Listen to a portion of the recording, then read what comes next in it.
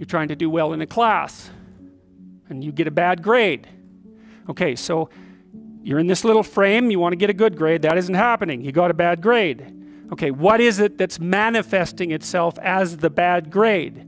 Well, you could say, well, it's a C- on a piece of paper. It's like, well, that's, you know, really? No. That's the objective manifestation. You got a piece of paper with a C-. The value-free proposition is that you've been delivered a piece of paper with a curve on it and a little, you know, negative sign. Well, you think, well, that's what that is. Well, you know, it's as dopey as thinking, well, here you got your failing grade, you go into the lab and you like weigh it on a scale, and then you burn it and see what it was made of. It's like, well, why did I get so upset about that? It's just paper. It's like, no, that's not just paper. It's an entity that exists in a web of connections. The fact that it's signified by paper is almost completely irrelevant. What is it? The answer is, you don't know. And that's why when you pick it up, you get this paralyzed sinking feeling, because your limbic system is a lot smarter than your perceptual systems. And your perceptual systems say, well, that's a piece of paper, and your limbic system says, nah, for sure, dragon. Right, right. And so then you're sweating, and then maybe you put it away and you go play video games, because, you know, better the hypothetical dragon than the real dragon. And so instead you pull out the piece of paper maybe and you think, okay, why did I get this C-? Well, that's a hell of a question, isn't it? It's like, maybe you're stupid. Well, that could be, or at least stupid compared to who you think you are. Like that's the real horror that's lurking there, right? It's like, oh, I thought I was kind of smart. That's a proposition of the highest order. I thought I was kind of smart. It's like, yeah, well, what about this C-? It's like, well, that goddamn professor, right? That's the first thing. I've been attacked by a predator. That's the first response, right? So it's a nonsensical message. It's just delivered by someone evil and predatory. Well, that's, you know, possible, but I wouldn't go there. I wouldn't go there first necessarily. So, but then, well, then say you don't go there. Okay, well, so what is this exactly? Do you not know what you thought you knew? Are you not who you think you are? Do you not work hard enough? Are your values not organized properly? Do you misuse your time? Are you in the wrong field? Is the way you're construing your life completely inappropriate? Are you acting out what your parents wanted you to do and you're pissed off about it, so you're only running at 40% to spite them, despite the fact that they're paying $25,000 a year for your education? Because that's a fun game.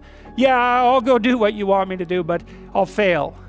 But not completely, because then that wouldn't cost you very much. I'll just fail a little bit, so that you have to spend all that money forcing me to do what I don't want to do, but you'll never get to escape from it. And then every time we interact, I'll stab you in various ways that you don't quite understand, just to show you how irritated I am that I happen to be acting out the destiny that you've put forward for me. So maybe that's part of the dragon, right? And then that pulls in the whole parent thing. And, you know, these are bottomless pits often.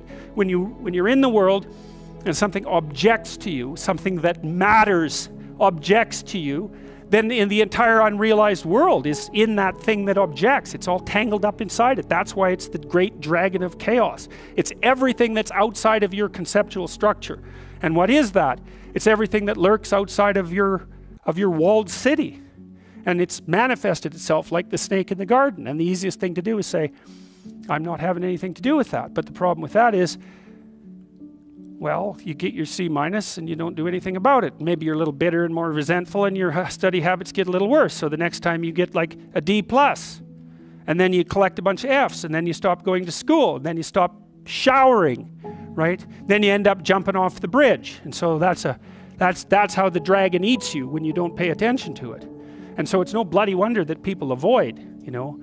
It's really no wonder that they avoid, because error messages contain within them the implicit world. Now, the upside of that is, well, they contain within them the implicit world. And the world isn't all negative. And so maybe you get your C-, and that's actually the best gift you ever got, because somebody finally took you and went, whack, you know, clue in. And so you take that apart and you think, oh, I don't know how to write. I don't know how to think. I've never read anything in my life. My study habits are abysmal, you know, like maybe I'm working at 2% efficiency, which is probably, I would suspect that, you know, some of you aren't doing that, but I bet there's 30 to 50% of the people in the room are working at 2% efficiency. It's like, that's so to find that out is so optimistic. I mean, if you're barely hanging in there, but you're only working at 2%, you might imagine what you could have as a life if you're working at like 50%. So the C- can be the best gift you ever had, and that's the gold that the dragon hoards, right? That's exactly what that means.